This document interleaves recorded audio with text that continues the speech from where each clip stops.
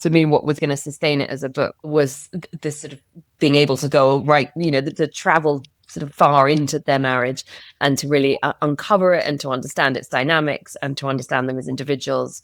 Once I got to know them a little bit as people and how extraordinary they were as people, I realized I wanted to try and understand them as fully as I could and just sort of chart the whole arc of their lives. Hi, I'm Bethany Saltman, a literary agent and award-winning author. And I'm Fran Hauser, a best-selling author and independent bookstore owner.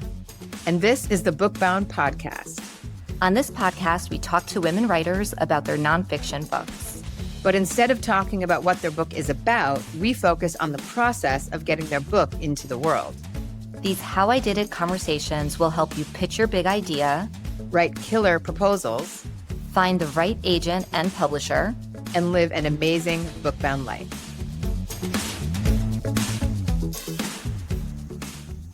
Welcome to the show, everyone. I'm so excited to introduce you to our guest, Sophie Elmhirst. Sophie is an award-winning journalist who writes regularly for The Guardian, Longread, and The Economist. She's the winner of the British Press Award for Feature Writer of the Year and a Foreign Press Award. She lives in London, and A Marriage at Sea is her first book.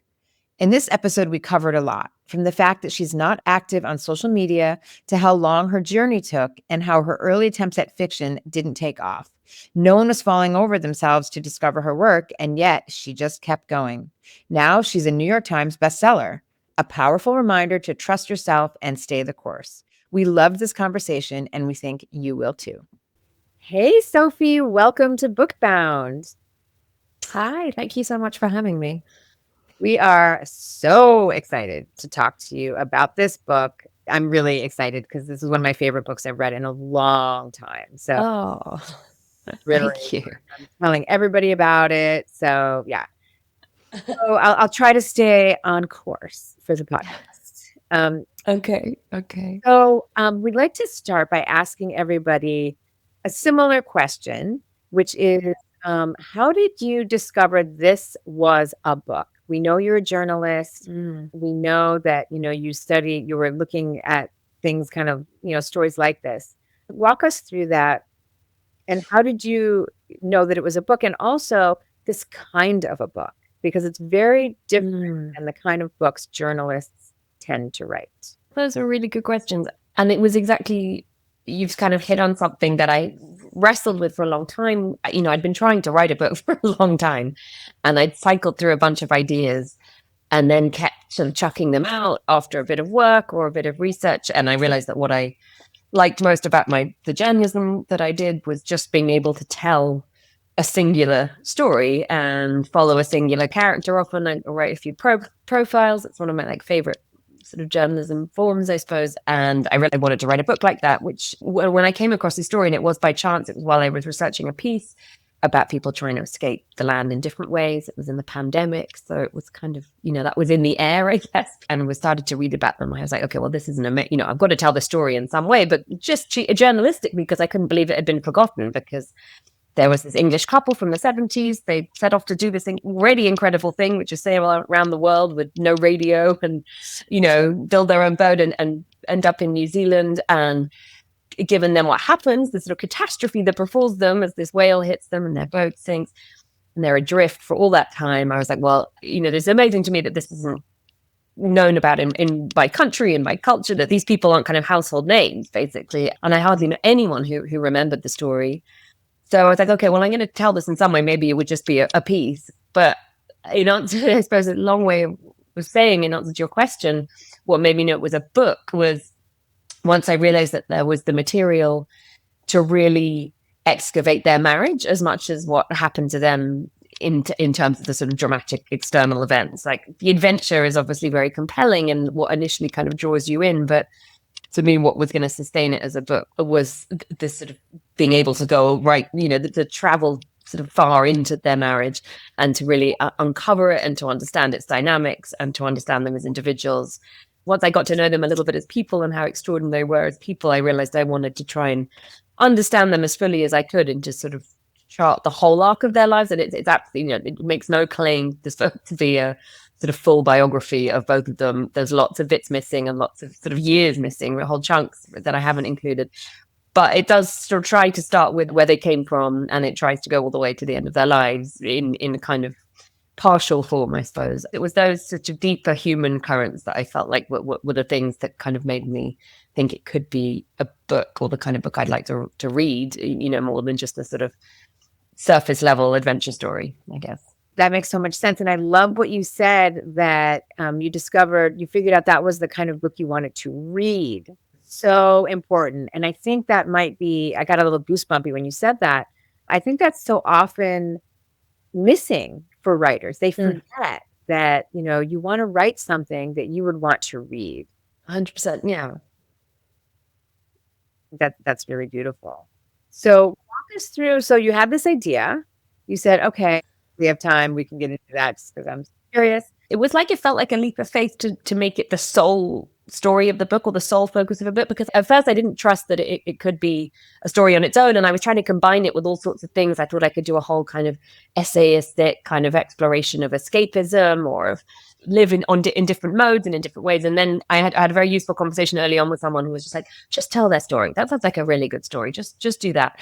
And then, practically speaking, I wasn't represented at the time. I'd had sort of conversations with agents over the years as a journalist, but I didn't have that sort of thing I definitely wanted to do ever. So yeah, then I eventually sort of settled on an agent, and with his help kind of worked up a proposal, and it just went quite quickly from there, and started the work. And I know that was quite a useful exercise. It's just obviously in nonfiction as opposed to fiction, you have to do a bit of sample writing as well as a sort of quite a full outline. And that was just a sort of helpful exercise in kind of teasing out the sort of different strands and the structure and the form, and the various parts of it became quite a very important scaffolding for what I was selecting or leaving out of their story. The sample writing I found very difficult, because it's sort of, I don't know, it's an artificial exercise at that point. I guess I'm someone that likes to sort of do all the work and then write the whole thing. And only then, once I've written a whole first draft, do I really know what it's about. And then I go back and work on it. So it took a while, once I was actually sort of writing it proper, to kind of knock it into shape. but yeah, I guess that was the process in many cases.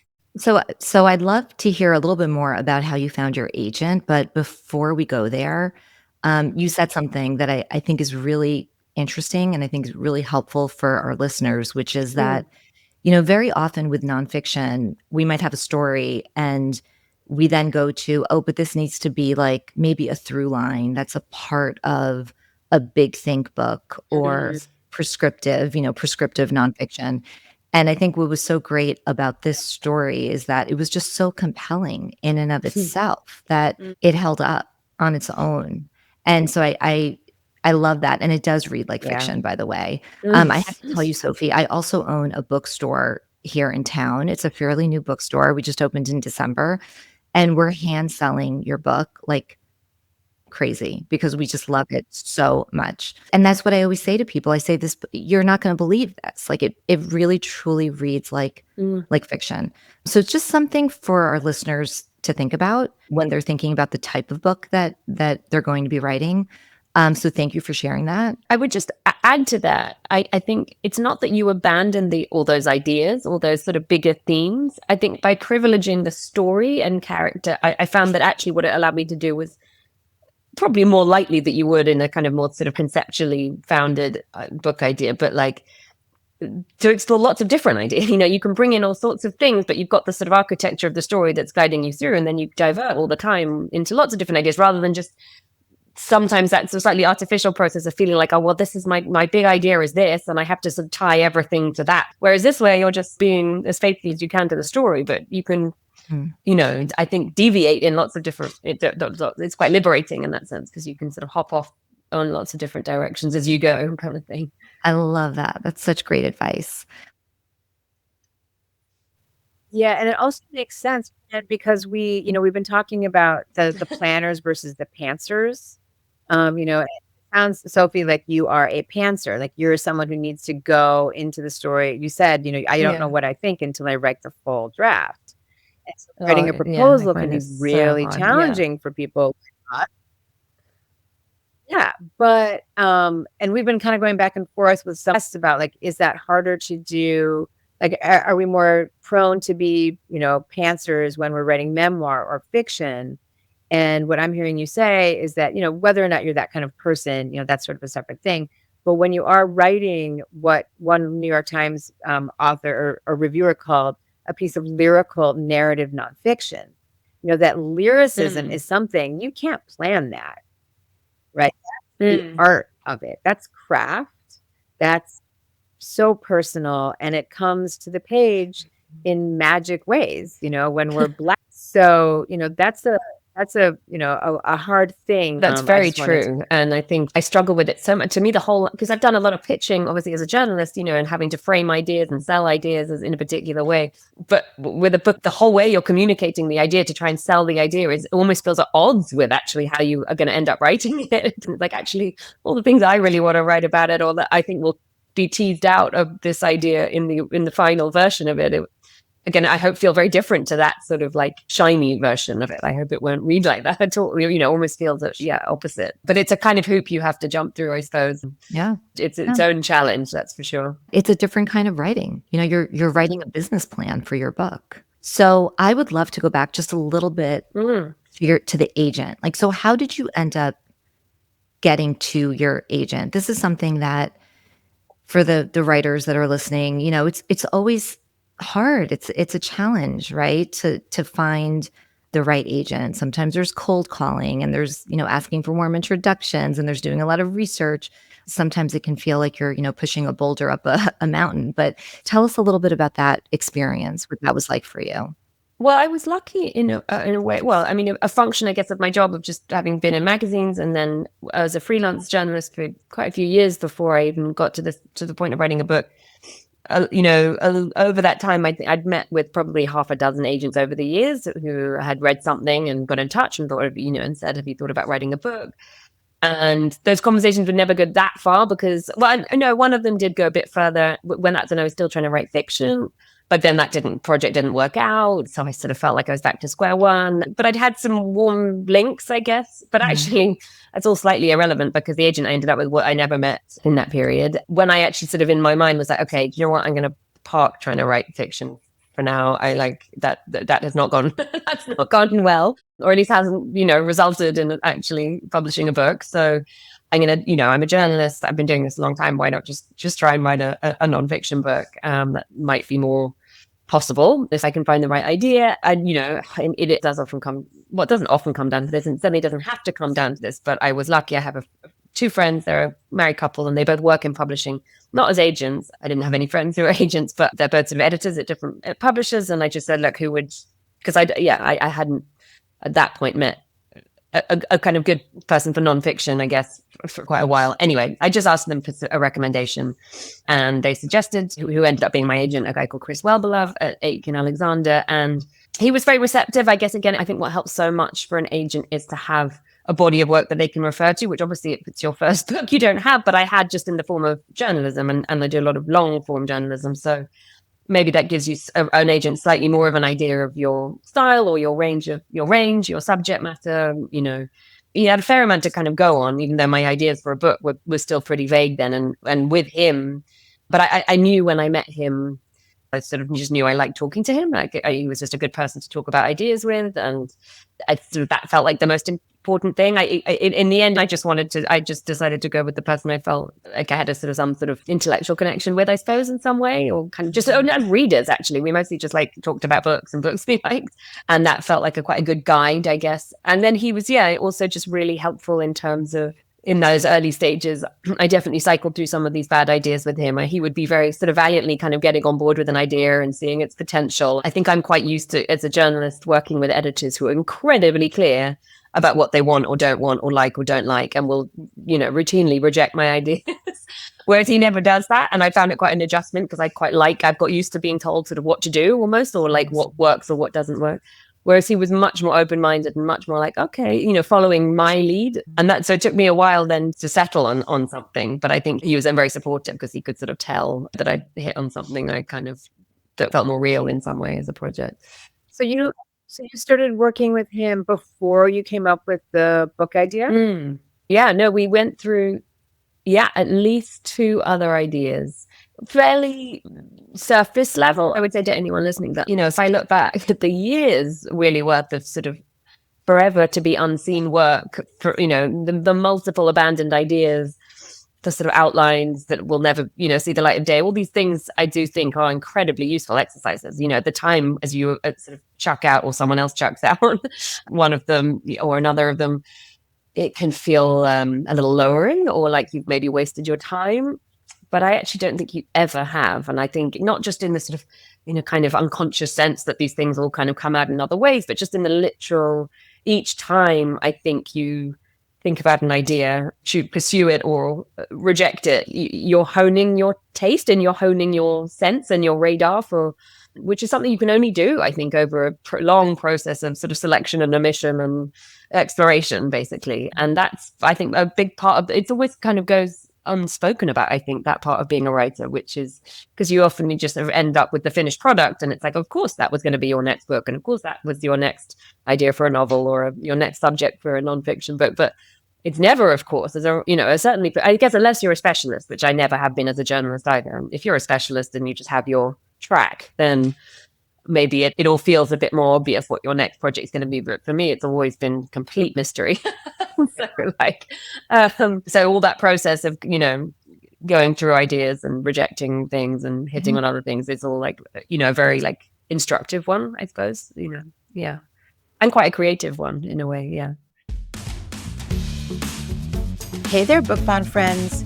If you're a fan of this podcast, you've definitely heard us talk about the agony and the ecstasy of the nonfiction book proposal. Yes, proposals are challenging, and yes, they can take a while, but we truly believe that for nonfiction writers, mastering the art of the book proposal, and we really do think it's an art, isn't just necessary to land a book deal. It's one of the best ways to become the expert of your own topic and to sharpen your craft. That's why Fran and I wrote our ebook.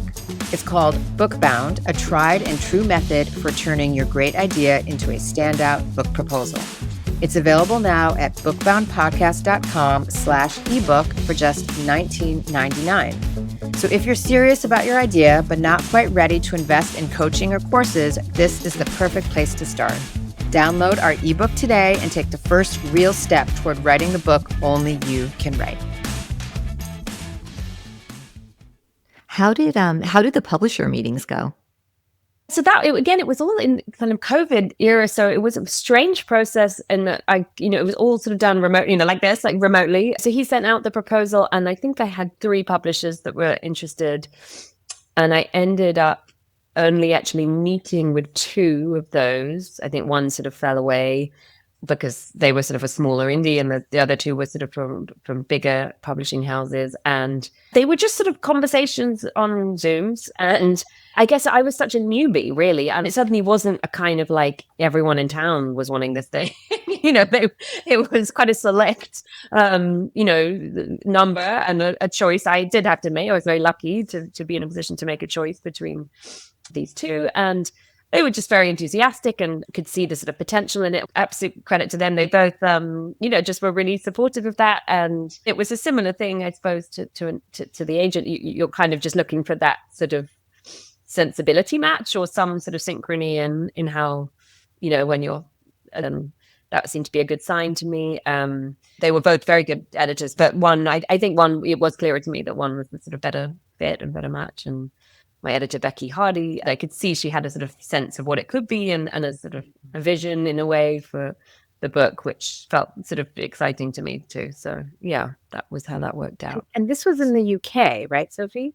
Yes, that's right. That's a very good point. Yes. Yeah, it was different in the US. Yes, but it's the same process.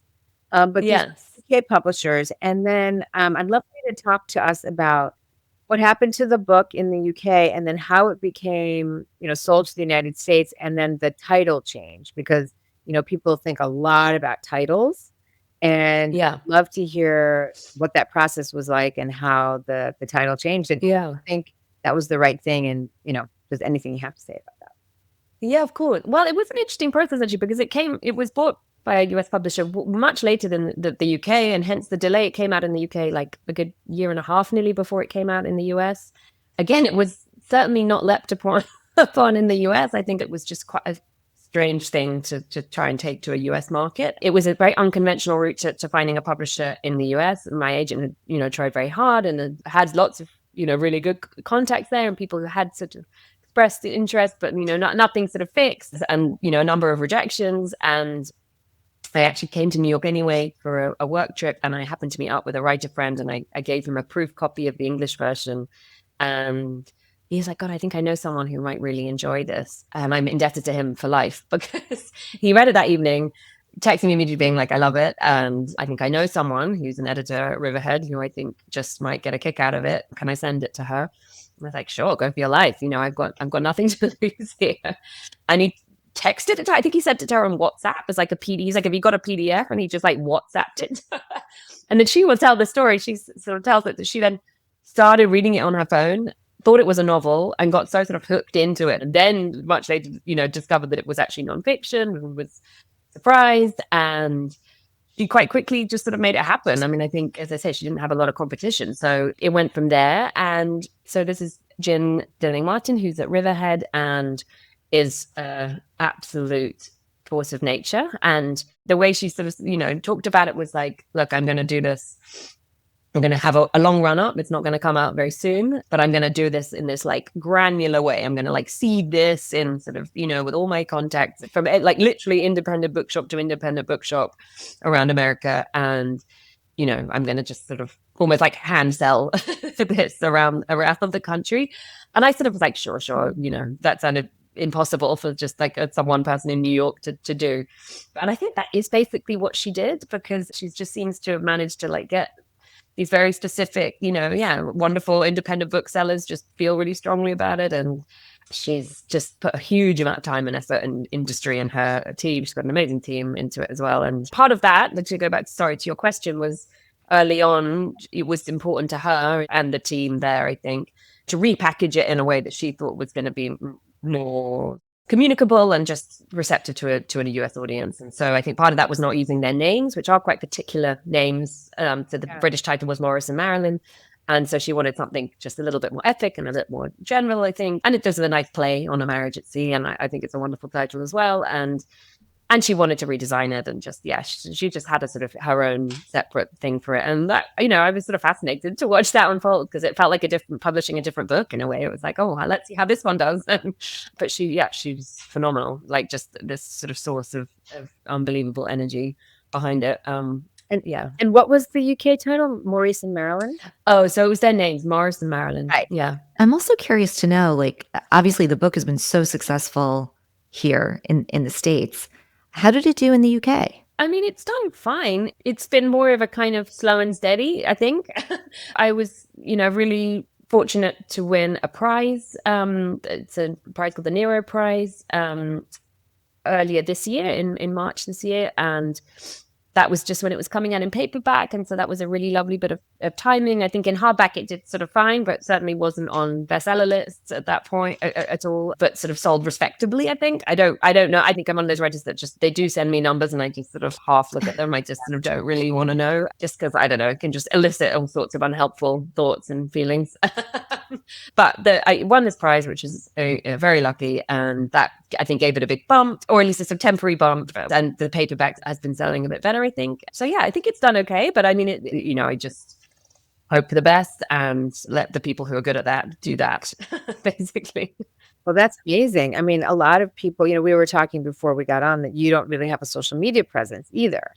So we would love to talk about that, because so many of our listeners are really convinced that they have to have this giant platform, and they think that a platform means social media presence.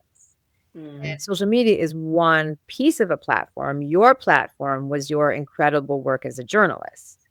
I think that obviously helped a lot. I'm 44 now. I've been writing for 23 years and wanting to write a book that entire time, and I've had every advantage in terms of like being a journalist and having, being able to publish work and knowing editors and living in London, lots of privilege in a way to draw upon. And it still took me a really long time to kind of crack my way into publishing, and to find the agent and to find the right idea. This all takes a long time, but also that sort of association, I suppose, with certain brands that, publications that you're writing for. I know that gives editors a bit of confidence to run with something, maybe, or to just know that you'll deliver, or that you can string a sentence together. That definitely helps. I think if you have some sort of platform for your work, I would say that counts for more than a platform for yourself. Well, I think it's refreshing, like for people that are listening, to see that it sounds like you're very intentional about